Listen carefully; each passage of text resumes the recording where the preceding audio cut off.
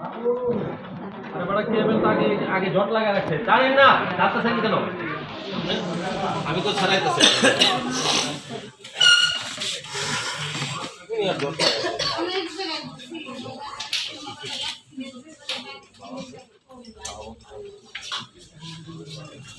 ছবি দিন আমাদের পাঁচটা সমাধান করতে পাঁচ পার দাও এখন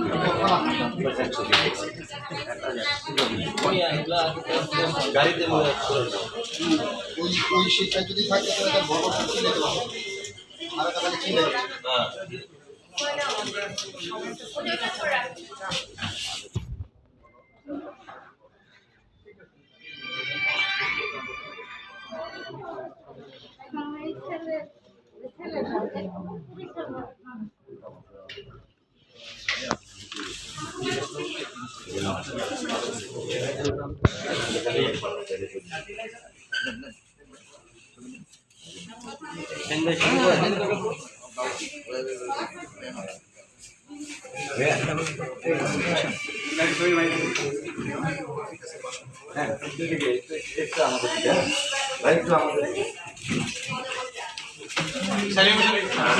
আমার জুম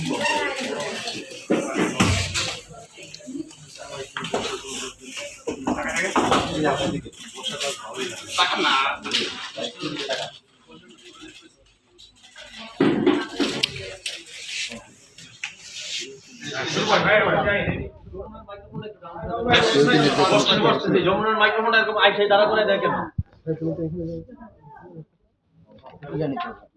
শুরু করেন ভাই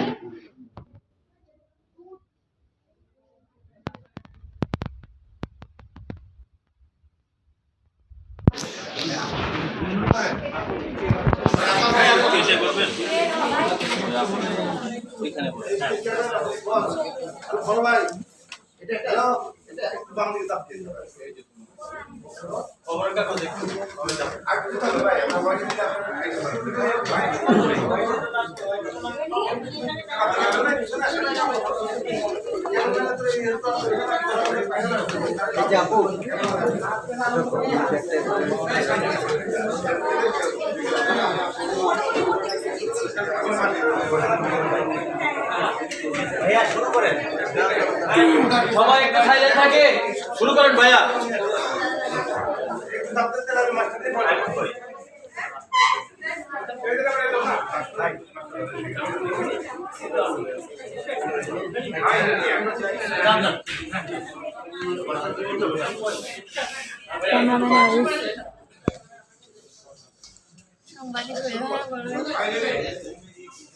আমিও নো বড় হয়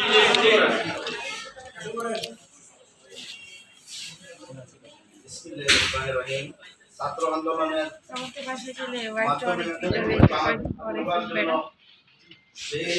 কে কি স্বাধীন করার জন্য বিয়ের পর তোমার ওয়াইফ থেকে কয়েকদিন পর দাদা জীবন হ্যাঁ দান পাশে করে কয়েকদিন পর দিয়েছেন রিলেটেড তাদের শহীদের জন্য দাঁড়িয়ে আমরা বলে বলে একদিন ফিরে আমরা সবাই আমরা মেয়েরা বলে আমার বাবা হয়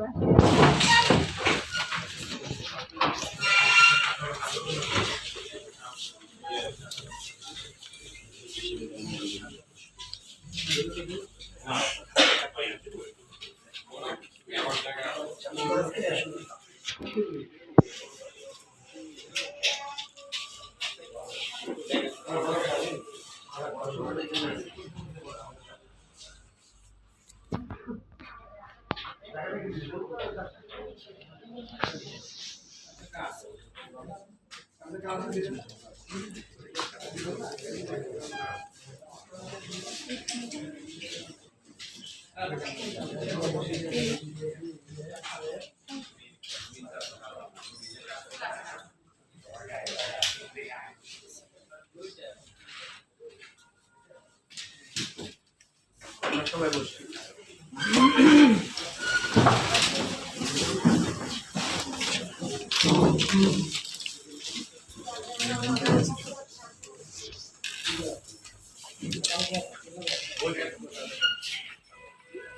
আমাদের প্রশ্ন, বর্তমান সরকার আমাদের কথা কি বুঝে না, নাকি আমরা সরকারকে বুঝাতে পারছি না?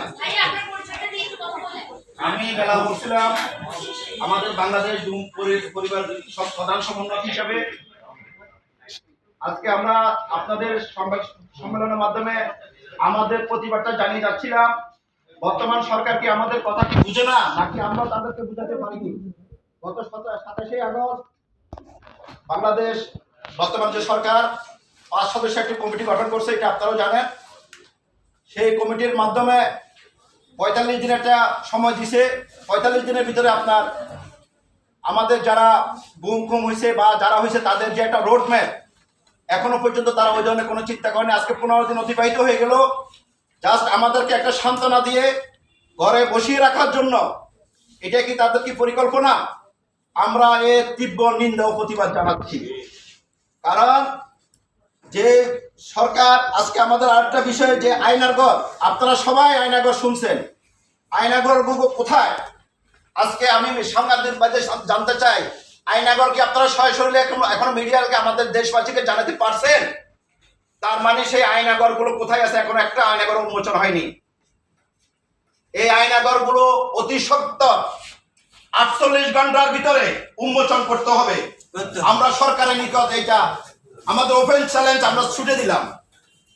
2010 সাল থেকে 2024 সাল পর্যন্ত বাংলাদেশে যারা র্যাবের দায়িত্বে ছিলেন, ডিজিএফআই দায়িত্বে ছিলেন, ডিবির দায়িত্বে ছিলেন এবং অন্যান্য তদন্ত সংস্থা যারা এই নিকৃষ্ট জল্লাদের আয়নাগর নামে পরিচিত করে মানুষকে পাখির মতো মেরে ফেলছে, তাদের সকলকে 2010 সাল থেকে 24 সাল পর্যন্ত সকলকে আমরা আইনের আওতায় এনে তাদের আমরা শাস্তি দেওয়ার দাবি করছি।